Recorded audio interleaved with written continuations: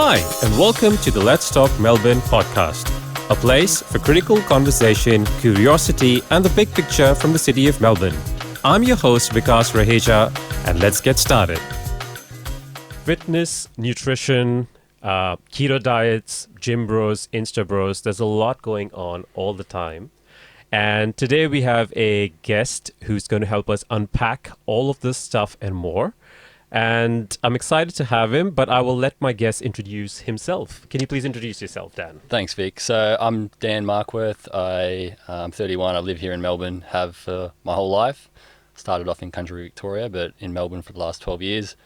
I'm a personal trainer, I'm a coach, I manage a gym, and yeah, I'm passionate about all things fitness. Thank you for coming to Let's Talk Melbourne podcast, and we really appreciate the time you've taken today. You're welcome. So Dan, I wanted to start off, but I think I would have mentioned this to you. You did a post or a story, I can't remember correctly, during the lockdown and spoke about fitness and the importance of being fit, especially during that time and period that we were. Yeah. Can you talk a bit about what prompted you to do that to begin with, and what were you trying to achieve out of it? Yeah, I think that years was, it was tough. I personally didn't have work at the time. The gym that I was working at was closed. I had a few emails to respond to. I had a little bit to do, but I personally was struggling with routine. And, I could relate to a lot of other people, I guess.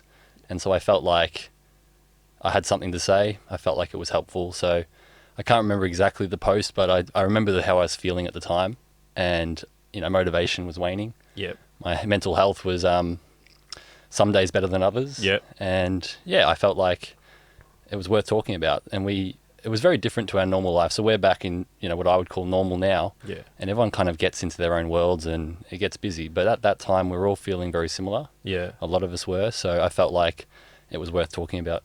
No, I think I remember vividly that was a very impactful kind of story. Mm. Now, I have to ask you something about nutrition.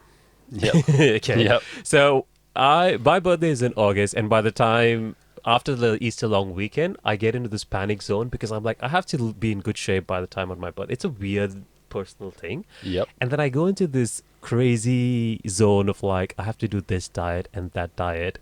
And then I follow that diet for a couple of weeks. And then I have a biryani or a peanut butter cookie, and that's it. My hope for having even a 5-pack is burnt into ashes. Yeah. What's your take on a continued maintenance of nutrition as a lifestyle? And how do you suggest people to sort of adapt that into their lifestyle if they wanted to, or anything in general, like as an expert, what are your thoughts on that? Yeah, so the first thing, nutrition is complicated. Yeah. We're led to believe that it's simple, but it's not. But it doesn't have to be complicated in terms of what you're trying to achieve. So the first thing is, what do you want to improve? For a lot of people, it's weight loss. Yeah. A lot of people, it's not that. It's actually eating better to feel better, to have more energy. And when I coach people, I try and talk to them about what are their expectations and why a lot of people are too harsh on themselves. Yes. Or they blame themselves for the choices. So most common conversation I have with people is it's 66% of Australians are overweight. Yep. About a third of us are obese. Yep. It's normal to be overweight. Yep. Because most people are. Yep. So if you don't want to be normal, you need to do things that aren't normal. Yep. So you need to go a little bit out of your comfort zone in terms of making decisions around maybe not ordering out as much, or maybe making better choices with the food you eat, maybe training a little bit more than the average person would. Yeah. So the first thing is, taking the pressure off yourself. And I have someone quite close to me who has been on a weight loss journey recently. And that's the first thing I said to them. I said, don't blame yourself for what's happened. Yeah. It's normal. Yeah. But if you want to do something about it, here are some skills and some tactics. So the nutrition space is very complicated, and I have to sometimes hold back the information I give, because a lot of it, you can get stuck in the weeds really quickly. Yeah. And keto is a good example of that, where people are trying to find a solution, but it's just going back to basics and getting good habits in place. That's going to help you a lot. But it comes back to your goal, keeping it simple. And yeah, it's all about, you want to be able to do it for a long period of time. So for your example with your birthday coming up, it happens every year, right? It's good to have a goal and good to have a time frame, but it's also good to have, the habits you want to get in place so you can look past that. What do you want to continually be able to do as opposed to going back and forth? I think that's my challenge is, as you said, is to have that habit building practice or ability. Yeah. And what do you take on macros? Why are everyone obsessed with macros? Like I go to the gym and everyone's right. Or if I went to a party and they're like, I had 200 grams of protein today. Like, thank you for sharing. No one asked you, but I'm sure there's value in it. But how pedantic or obsessive does one need to get? Yeah, like there's some value in it. Yeah. Absolutely. It really just depends on where that person's at. Okay. So personally, I don't track how many macros of each thing I'm eating. Okay. But I do know relatively what each food has in terms of protein, carbs, fat. It's just something that I've been aware of. So for some people, if they're trying to lose weight, for example, understanding energy and calories is important. Yep. And the next step is understanding your macros. Yep. And so understanding protein. But there's a lot of coaches who make a lot of money in the fitness space and nutrition space by telling people you need to do exactly what I say. It's almost like a bit of fear. Yeah. So like you have to eat this much protein or else. And I know why they're doing it, because people want clear instructions. It sells. Yep. But it's not exactly that. You don't have to, have exactly this amount of protein, this amount of carbs. Yep. You do need to be within a range, absolutely. But I'm really careful with talking to, try and treat each person where they're at and talk to them individually. Yep. Doesn't sell as well, obviously. People want advice quickly. They want simple advice, but it's really important to meet people where they're at. So my advice to you, if anyone brings it up, is it's interesting, absolutely, but it might not apply to you. Yes. Exactly. Yeah. It's always important to come back to the science, and unfortunately, the science can be quite complicated. It can be, yes. Yeah. And I think that's an interesting point, because I think somehow people get, me included, we get trapped into a notion or idea of what we think we should do versus what necessarily applies to us. And it's important to understand what applies to yourself as an individual and what your body type is and what your goals are, and then build a plan versus just having a basic idea and then just working towards it. Or just following instructions blindly without even reflecting on it. Yeah. I think with fitness, and this is not everyone, but most people either want to, we're talking about body composition, they either want to lose some body fat or they want to gain some muscle. And it's just, I think starting there around body composition and explaining to people that they're two separate processes and sometimes they're conflicting. Most people say, I want to tone up. Okay, what does that mean? It means they want to lose body fat from certain areas, but you can't choose where you lose the body fat from. So you need to be in a calorie deficit. Okay, explain that concept to people. And then if you want to gain muscle, the two most important things, one, you need to train. You need to stimulate the muscle. And then two, you need to eat enough food and enough protein to build the muscle. People can get, the other stuff matters, but much, much less. Okay. And so I always come back to habits and, especially where someone is and go, what's the lowest hanging fruit? What can we change that's going to be the least resistance to you? So you can, maybe it's cutting back on alcohol, maybe it's, less chocolate or whatever it is. Maybe it's going for a walk each morning. Pick a habit that's going to be the least resistance, that's going to make the biggest change for you. And it's also important whatever someone's motivated to do. But yeah, I could talk for days about this. It's an interesting topic to me, but yeah, it's individual. And as a segue into that, what's your take on protein shakes and creatine and all of those 100 different attributes? Yeah, so, I mean, again, because we don't have a huge amount of time, because I could go on for hours, protein shakes are a really efficient way of getting protein in. That would be my first thing. I have this conversation pretty much daily with PT clients and group members. But again, it's not a meal replacement. It's not necessary for someone unless their goal is putting on muscle. If you're not training hard in the gym and training muscles to kind of grow, you're probably getting enough protein. I mean, most people are getting enough protein to survive. Otherwise, it would be very obvious. But if you want to have enough protein to grow a muscle, Yep. you need to train it hard enough. Yep. And then protein shakes are a really good way to get that protein target up without getting too much fat and too much carbs. Yeah. Because you don't want to eat too many calories total. Creatine, again, very quickly, very simply, it's not protein. It's not the same. Yeah. Creatine is stored within our muscles, and basically the more of it that we have, Yep. the harder we can train. Yep. And so when you take creatine, if I took creatine now for the first time ever, it would do absolutely nothing for me today or tomorrow. Okay. But if I did it for weeks consistently and took an extra bit, I would eventually have more stored in my body and I'd be able to train a bit harder. It's a bit of chemistry, biochemistry involved as to how that works. Okay. But creatine, it's one of the safest supplements that's been studied. There's some really proven results with it. Yep. And so it's one of the few things I do recommend that people should take if they're trying to gain muscle. Yeah. Okay. And what's your take on, like, because especially in many commercial gyms these days, you've got all kinds of things. You've got your basic gym equipment where people go and train. Yep. Then you've got all kinds of, cross training, and there's, body pumps and all those sorts of things. And for someone like, when I first went, years back, to a commercial gym whose name I will not say because I hated that gym. It's a very popular gym, but I hated that gym with my guts. Yep. And I was just confused, and I did not see the value in any of the crap that they were putting on display. But I could just see people going in droves just to be in a class that I'm not even sure that added any value apart from it. Why do you think that people gravitate naturally towards such fads? Or is it? Or is there value? And I'm wrong here. I don't know. I'm trying to understand that. So I don't know the gym you're talking about.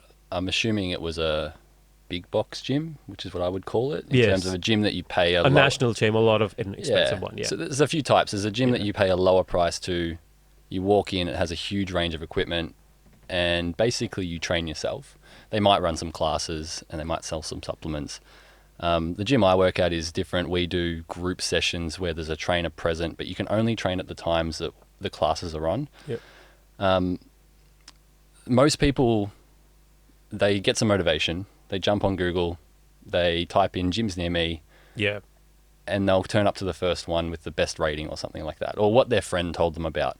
So it's hard because you don't know what you don't know. So I can sit here and say, this is the best gym ever, but if you don't live within 10 kilometers of that gym, you're not going to go. Yeah.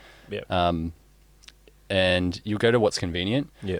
There's a lot of reasons why people... So there has to be options for people to train. And it depends on the person. Yeah. Like for me personally, I would be confident walking into a gym with equipment and training myself, but I've trained for 12 years consistently. So most people aren't in that situation. So maybe that's not the best option for them. Maybe they need someone to keep them accountable. Personal training is a great option, I believe, but it is more expensive than most other options. So there's a lot of factors that go into that. And I think it's important in the fitness landscape that we have different options for people. Yes, absolutely. Agree. Yeah. And speaking of gyms, one of the things is, what are we going to do about these gym bros? There's I was in the gym the other day, and this guy with his muscle tank, I was lifting, maybe 130 or whatever. And then he just made this weird noise. And I was like, mate, this is not your audition for your OnlyFans page.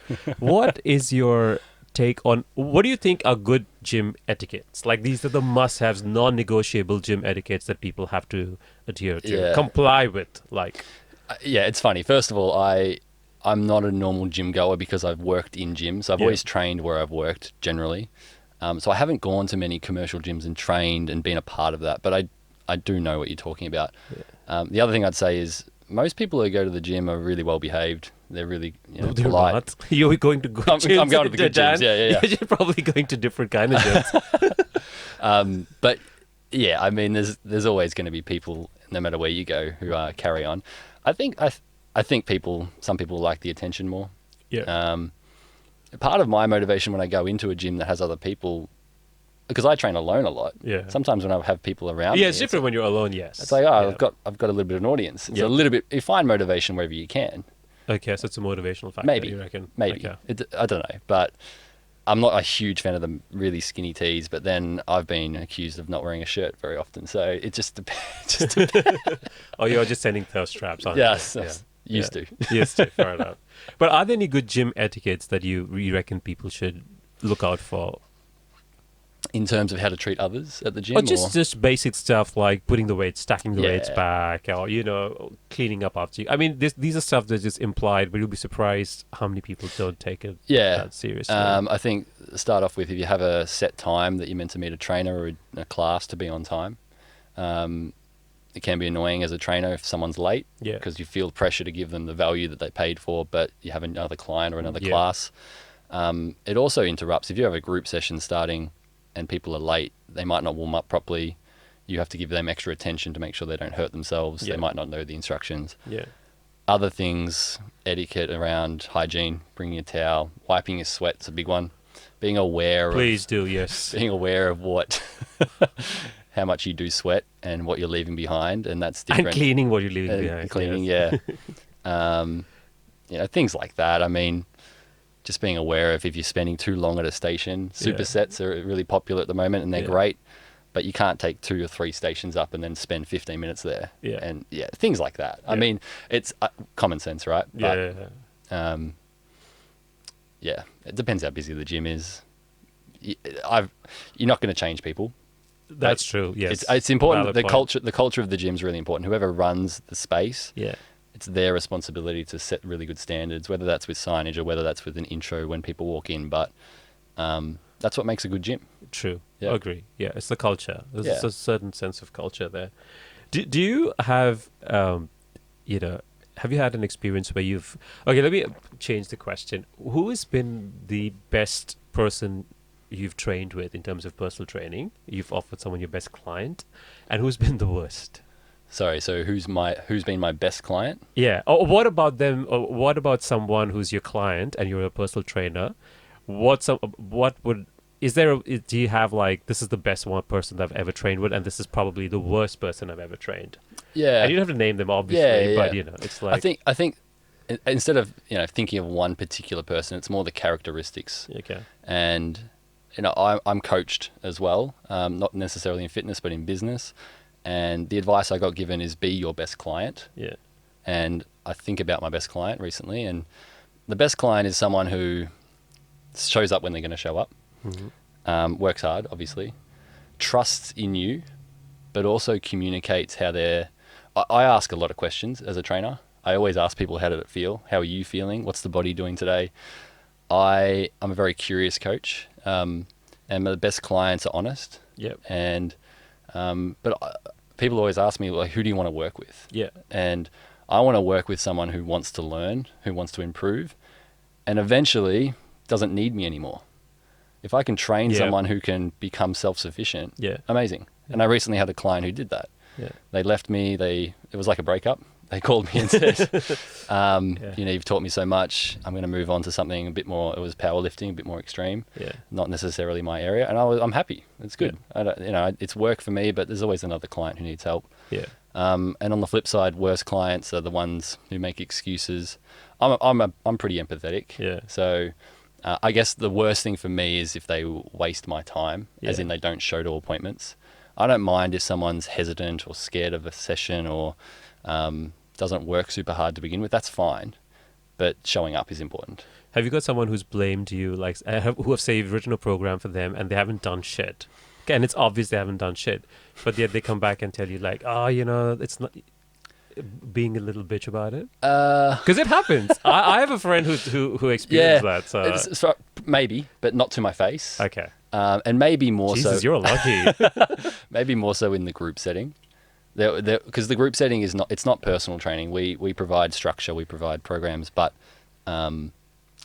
there's definitely been. There's been thousands of members Yeah. in the gyms that I've worked at, and I'm sure many of them would have said it's not me, it's you, as in the gym or the trainer. Yep. And very few have actually expressed that over Yeah. email, but it's never been individually about me. But Okay. you do have to bite your tongue sometimes. Yeah. And kill them with kindness is the way to do it. So it's taken some You are very empathetic. good thing. Yeah, when I get to reply over email a lot of times, so Fair I get enough. to take my Okay. time. Yep. So you cool down and then get Yeah, okay. yeah. That's a good way of actually approaching things. Yep. Let the emotions fly off and then Yeah. and sort of do that. But yeah, to be honest, like it's hard, and people have their own shit going on. So I'm ready to meet them when they're ready. If they come back, great.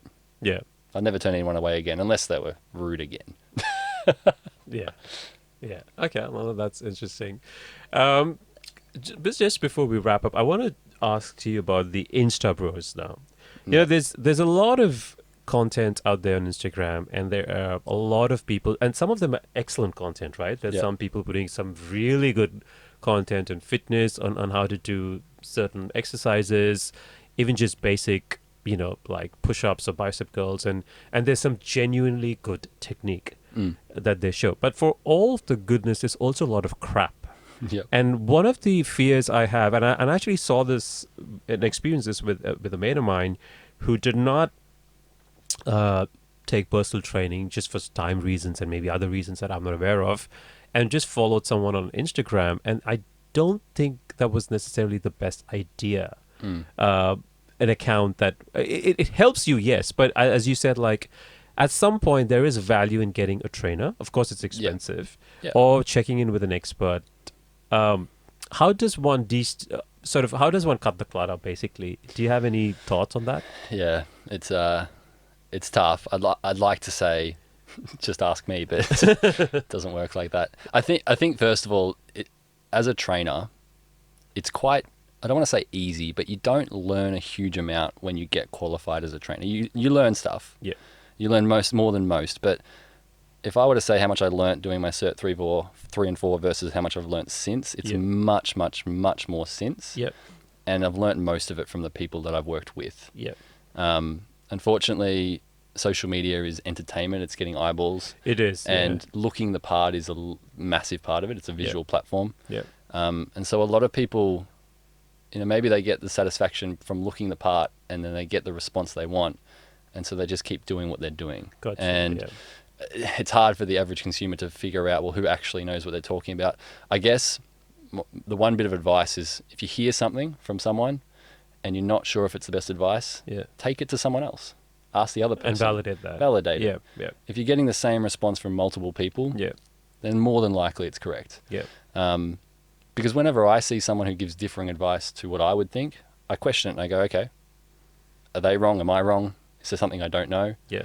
And we continue to learn, but yeah, it's always with a grain of salt on social media, because people are trying to get eyeballs. The correct information sometimes is the most boring information. Yeah. People want to entertain, so Well, some people are better at it than others. Some people are just not good. Yeah. No, but some people are great. I agree. I think there's a lot of great content out there, but yes, it's just a matter of cutting the clutter and finding what suits you personally. Yeah. Yeah. Good. We're almost about to wrap up. So we asked 2 questions to each of our guests. And the first one is, what is the one thing that you love about living in Melbourne, or about the city in general? So I had a thought about this in the car. Think about this.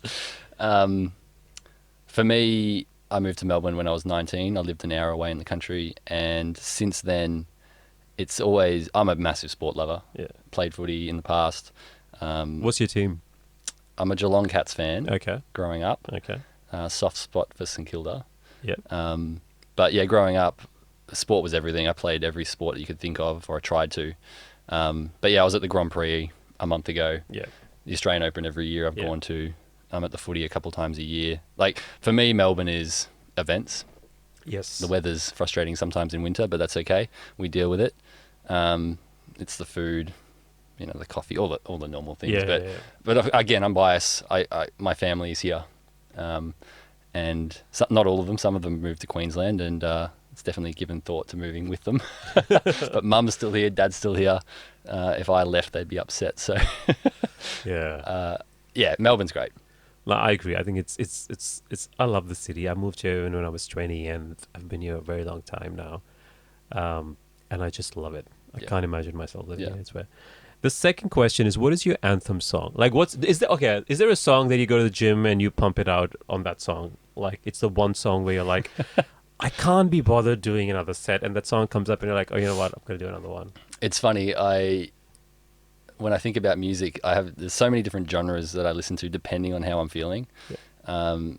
The song I came up with thinking about this question, because you did give me these two questions in advance because I needed time to think about them.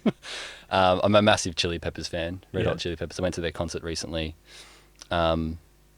You know, whether it's Californication or Can't Stop, those kind of songs come to mind. But there was a long period where I trained to Drake. Oh, one yeah? of his new, I get stuck on albums. Okay. So I hear a new album, and we all listen to hits, right? We listen to singles, but sometimes I just love listening to albums in full. Which album of Drake? It was a couple of years ago now that I had this one on repeat, so I can't actually remember the name of the song? album. One of the songs was Non-Stop. Okay. I don't know which. That wasn't one of them all. It's funny, like I can sing songs, but I can't always name them. Okay. Not sing. Sing along with songs. Okay. Don't ask me to sing. Saved there. Yeah, but it's the gym. Music is background noise constantly at the gym. So yeah. Whatever's on, I'm happy most of the time. Yeah, no, I mean, music for me, when I go to gym, like, it's one of those things when suddenly if anything from Rufus comes on, and I'm like, okay, I need to do another set. Yep. And it's got nothing to do with you anything. Can or you can't do it. I can do another set. Like, I do. It's just that it's like a mental thing. Yeah. Yeah. And that's not a gym song at all. But it's like, okay, I'll just do it anywhere. There's actually Labyrinth. I've been running to Labyrinth recently. Euphoria, this show that was on recently. The sound, what do you call it? The soundtrack to Euphoria. I've been playing that when I'm running, so that it changes. Changes, It's music's a big part of it, but sometimes I try and train without music.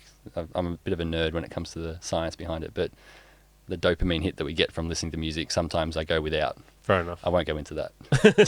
That's another episode altogether. Yeah. Well, we're almost at the end of it, so thank you very much, Dan. I really appreciate you coming and taking the time and coming to our studio and talking about this.